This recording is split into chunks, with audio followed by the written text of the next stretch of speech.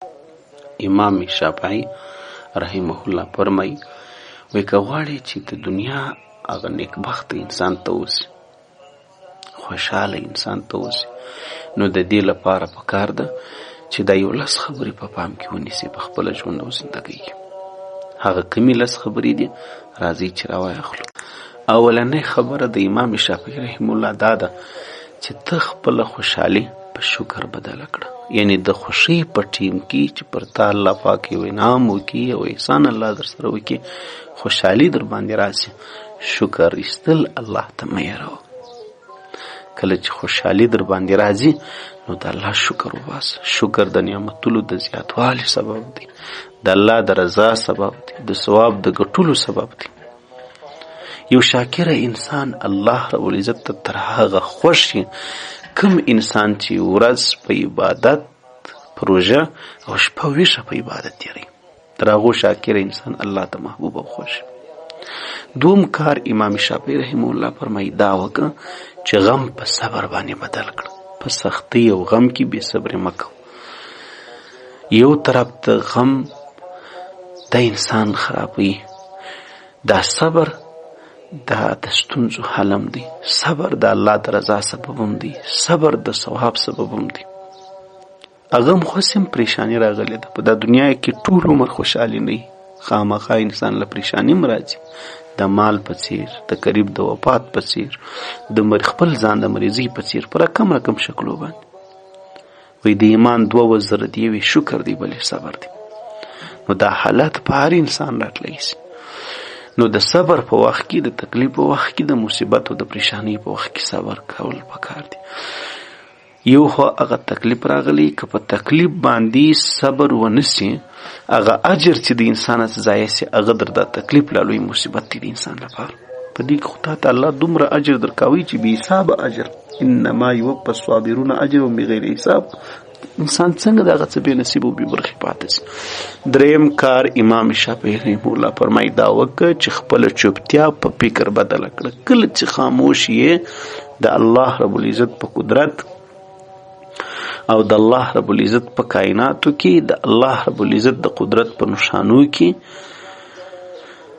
فکر کوه، سوچ کوه. په دې انسان الله پاک پیژندلی سي، په دې انسان خپل رب پیژندي. نو لږ غړی سوچ او فکر د الله په قدرتو کې، دا در ډېر عبادت بالا دی. د عبادت در ټولو مهم جز هغه دا دی چې سړی الله رب العزت وپېژني، معرفت انسان ته د الله پاک حاصله سي. بیا انسان ښه لمونځ کولی سي، بیا انسان هغه بندګي په صحیح توګه کولی سي. چې انسان خپل رب نه پېژندي، کو در به ته څه وکړي، ته به بندګي او حکم تر څو ومني. همدارنګه څلورمه خبره امام شافعي رحمه الله فرمایي چې خپلې خبرې دې په ذکر بدله کړه. یعنی همیش ستا پر ژبه باید تل د الله یاد وي. الله یادوه، په کارو کې بسم الله وایه، معصوره دعاګانې چې نبي علیه السلام کړي دي وغوښتي دي هغه یې زده کړه وایه.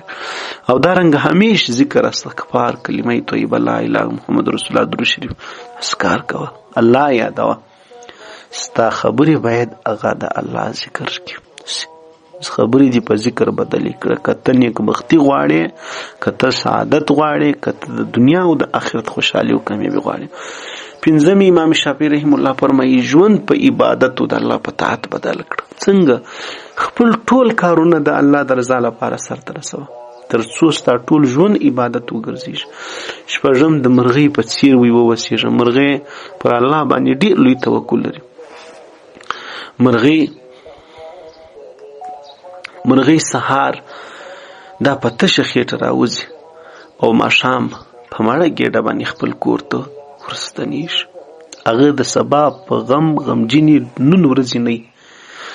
سبا لکه ما تعالی ژوند الله رب العزت را کړی ولو، رزق الله را کوي، د رزق مې هم ذمه وار الله دی. خپل بندګي کوشل بېله خبره ده، بندوبست یا مثال لږ انساني سوچ فکر بېله خبره ده. لیکن دا نه معنا چې به زه خواستغی کېږم او که سبا راتلی زه به مړ یم. چې د نن ورځې لمونځ تعالی ته پر پاتې، د خدای ذکر د څه پر پاتې، د نن ورځې د هر څه د غمه ته خلاصې. شپږم امام شافعي رحمه الله فرمایي اوم چې چاته زیان مه رسوه. د یو رښتوني مسلمان صفت دا دی چې هغه نور خلک ځینې په امان د ژبې د لاس د هر قسمه ازار سي. بهترین مسلمان دا دی چې نور خلک ځینې په امان. دا نبی علیه السلام صفت بیان کړی دی. په هیڅ شکل او په هیڅ رقم د ضرر و چاته ضرر مه رسوه. او دارنګه اتم زړه د ملغلرې په څیر کړه، یعنې زړه پاک وساته، کینه و بغض و حسد و بې خیري دې خبرو ته ځای مه کې ورکوه. نه هم د مسافر په څیر په دې ژوند کې واوسېږه. دنیا تلپاتې نه وي، نه د تلپاتې کېدو ځای دی، نه څوک یې پاته کېدی سي، نه څوک یې پاته سوی دی. دا یو څو شپې ژوند یوازې د آخرت د توشې د اخیستلو لپاره دی. نو ته هم هغه کار کوه چې د آخرت توشه د انسان وګرځېږي. او داسې لمونځ کوه لکه دا چې د انسان وروستی او آخرنی لمونځ. په دا وخت کې د لمانځه دی فکر کوه چې دا ستا د ژوند هغه وروستی فرصت دی او د ژوند وروستی لمونځ دی. نو بیا به عاجزي او خشوع په انسان کې راځي. نو له دې وجې او په آخر پای کې امام صاحب وایي، امام شافعي رحمه الله، چې حسبنا الله ونعم الوکیل، دا کلمه دا هیڅ کله مه یروئ، دا هر کله وایست. د دې معنا دا ده چې الله رب العزت موږ ته لپاره بس یو غوره کارسازه دی. دا کلمه د هر اور د مړه کولو لپاره ده چې که هغه په زړه کې بلې د غمو د وجې، هغه د پریشانۍ د وجې، که هر څه لپاره